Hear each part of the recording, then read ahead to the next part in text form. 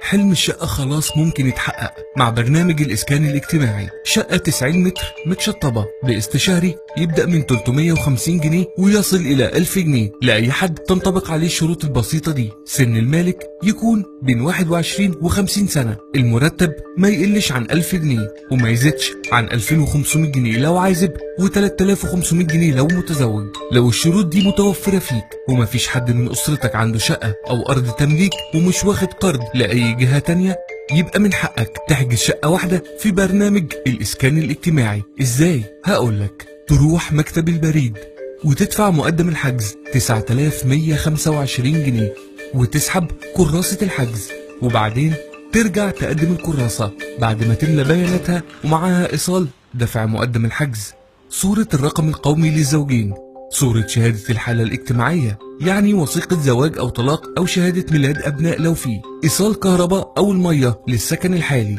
وشهادة معتمدة من جهة العمل فيها كل البيانات الأساسية وصافي دخلك الشهري وأي دخل إضافي.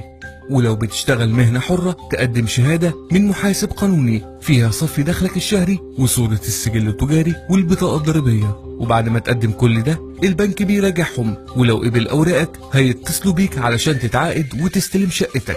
وعشان الموضوع يكون سهل وبسيط البنك المركزي حط شروط موحدة تمشي عليها البنوك كلها، والفيديو اللي جاي هيقولك عليها. ولو عايز تعرف اكتر ممكن تتصل بالرقم المختصر 0900 7 317 من اي تليفون ارضي، ومن اي محمول ممكن تتصل على 5 3 7 او 11 88، وممكن ترسل رسالة برقمك القومي على 11 24 وتعرف موقف الملف بتاعك، او ممكن تزور موقع صندوق التمويل العقاري www.mff.gov.eg.